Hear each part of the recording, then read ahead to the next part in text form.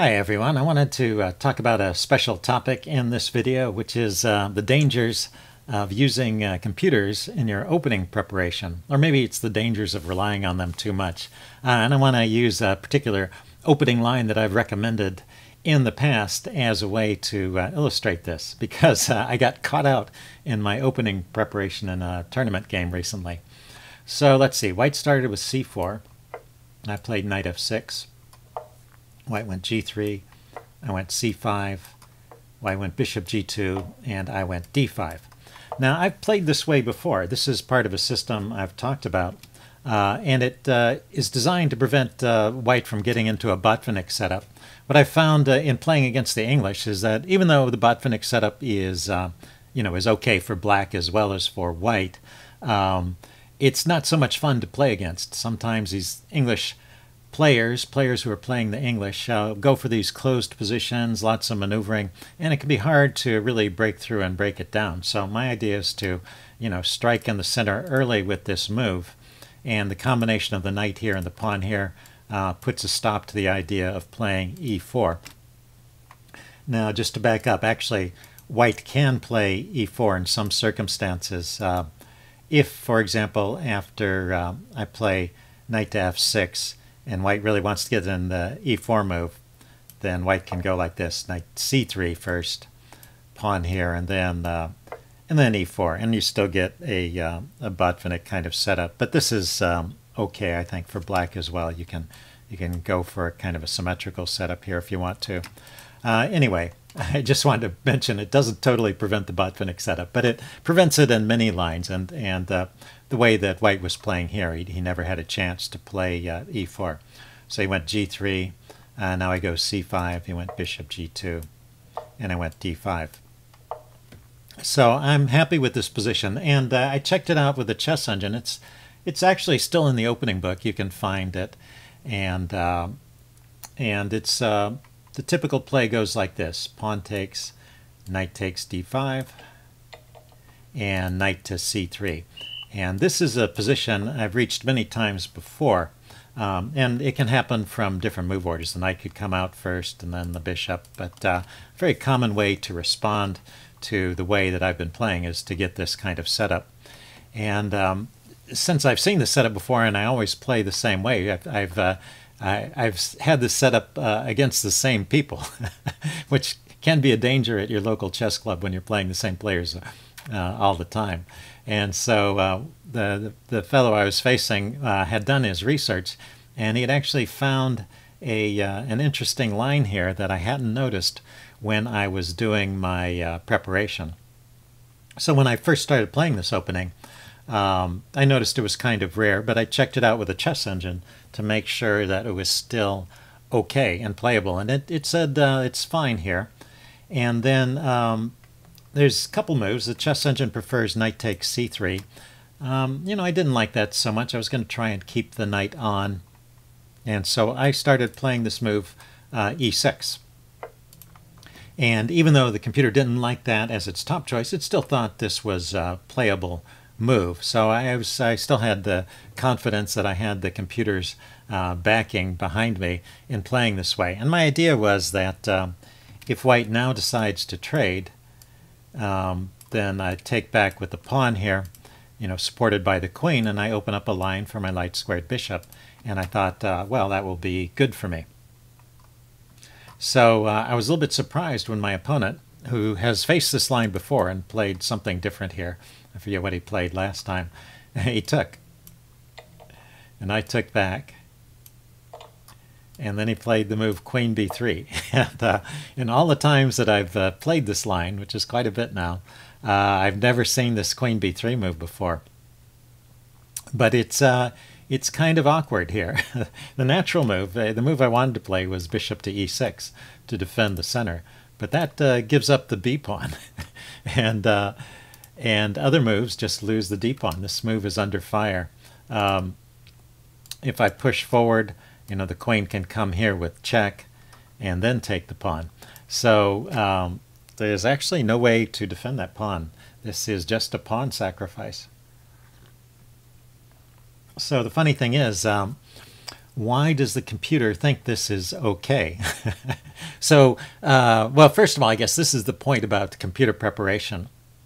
The computer will tell you a line is okay or not, but until you explore it a little bit more deeply, you don't really know why it's okay. And here's a case where when I'm trying out an opening like this, if I know that I've gone off the beaten path, I always try it out against the strongest players I can face.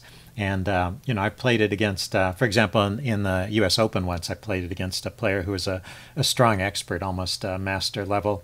And every time I've always come out okay.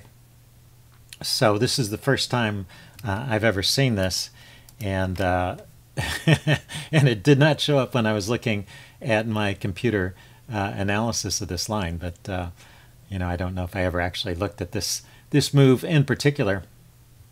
So anyway, this is a little bit of a quiz for you. Maybe an opportunity for you to think on your feet here. What would you play in this position as black?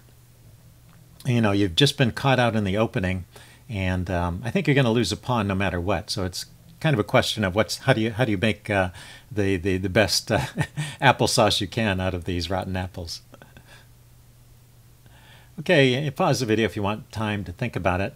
I think there's actually a couple moves you could play here, but the move I chose and the move that was, my opponent, he said afterwards he thought this was actually the best try. It's a little bit counterintuitive, is this move knight c6. The reason it's counterintuitive is it's giving up the d-pawn. And normally, if you play a gambit, you want to give up a wing pawn rather than giving up a center pawn. But it seems like White's pieces are maybe a little bit vulnerable to being chased around in the center. And also, lines like, if we go back, if I played bishop e6, queen takes b7, knight d7, it seems to be playable too, but I can't move the rook over here to chase the queen. It'll pick up another pawn. I was feeling like this position might be a little bit tied down. A chess engine says this is better for white, but black should actually still be able to play this. So if you played that way, that's probably a good answer. But anyway, knight c6 was the move I came up with over the board, and it was also what my opponent recommended after the game. He said, he said he complimented me, I guess, on finding that move. He thought it was the best. And then actually he was stuck here. He had looked this up. He hadn't used a computer to analyze this, but he'd looked it up in databases, databases of opening moves. I don't know which one he used. And he said, in this position with queen b3, white always won. But he wasn't really sure which way to take this pawn. There's an opportunity to take with the queen or with the bishop. And he decided eventually to take with the queen. And here there is a line in the opening book, I've looked this up since, where you take the queen, and then he takes back, and then you play the move knight to b4. It's kind of one of the ways to get some compensation. Bishop goes here, needs to protect against the fork, and then you can play f5. And there's no good square for the bishop except b1. Dropping the bishop back here, knight takes leaves white with a shattered pawn structure. Black has the bishop pair and good pawns and is actually better in that position. So the bishop has to go all the way back to b1. So this is an example of the kind of compensation you can get, although white's a little bit better. Anyway, in the game, I didn't want to trade queens after he took here. So I played the move bishop to d6. And this is also one of the top choices of the chess engine. And we got into a game where I was actually about even. I had enough compensation here. I chased his queen around to gain some tempos. There's always this threat of knight to b4 hitting this square. He has to be careful about that. Once this pawn is defended, I can develop this bishop with tempo. So I had a decent game for a while. It kind of turned into a blunderfest after a while, so I'm not going to go through the whole game, but I just wanted to concentrate on this opening portion. And so you might think, well, why am I doing this public service announcement about warning you about chess engine preparation? Isn't this all okay and sort of verifying the value of the computer preparation?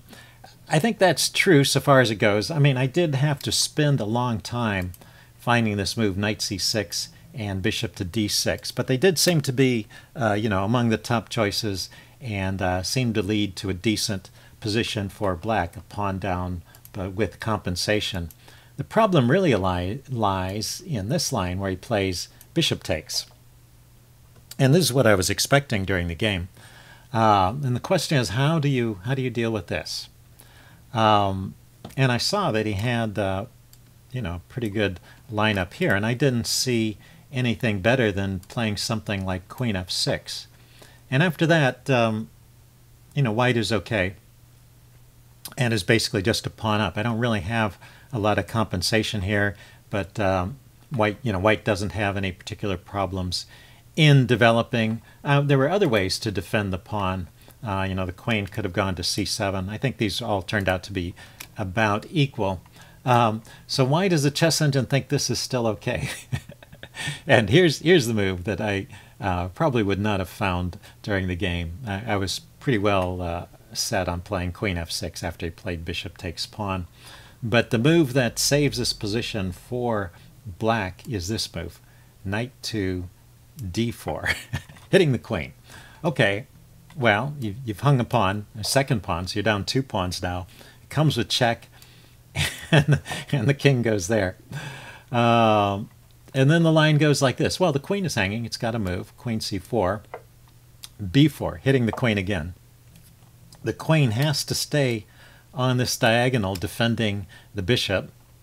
Can't go here, can't go here. The squares are covered, so it has to go here. And now you can play knight c2 check. Okay, yeah, you're going to win a rook here, aren't you? But is that really good? Knight takes a1, this is the line. And then queen g5 check. This is how the computer recommended black should play. Then king to d7. It's apparently too dangerous to take the bishop. Maybe white gets some kind of mating attack, but king d7 seems to... Oh, you can't take the bishop because you're losing the queen. That's right. The check exposes the queen behind the king. So you move king d7. But if white just trades out, he's down the exchange. So the line continues, queen d5 check, king back to e7, and etc. And going back and forth.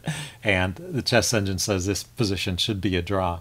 Now, I think in a game between two ordinary players, two human players who just kind of stumble into this without any special preparation, I think most likely this would end with a win for one side or the other. And I definitely favor white's chances. I would not want to play this position with his active pieces around my king.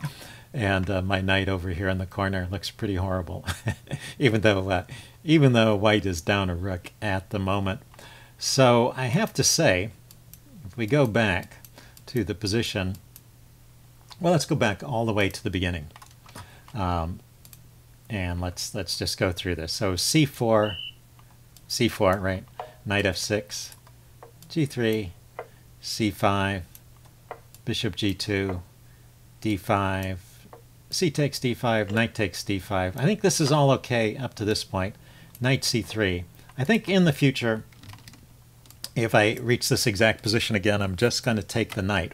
After knight takes, pawn takes, d-pawn takes just leads to an exchange of queens. It's nothing very exciting, but black is not in any trouble. Pawn takes, b-pawn takes is probably the most challenging line. And then there's several moves that black can play here. Black can play e5. I think that's what I'll try. Black can also play knight c6 or g6, preparing to fianchetto the bishop along this diagonal. So all of those are viable plans. And so I think that is still a reasonable way to play. What I won't do in the future is I will not play the move e6, because from here, this is all forced, basically.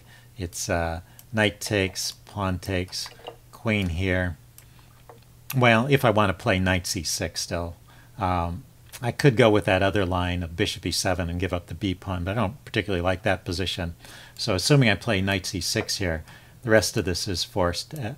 If I don't play that crazy line with knight b4 and hope for a draw, then I'm going to be in this position where I'm just a pawn down without much compensation. So I don't want to go there again. So that's the end of this video. It's a little public service announcement. Just for your information, I did end up losing the game, although I had winning chances too. So it was, like I said, it just turned into a blunderfest. So both sides, it was a game both sides should have lost. But actually did okay in the opening, funny enough.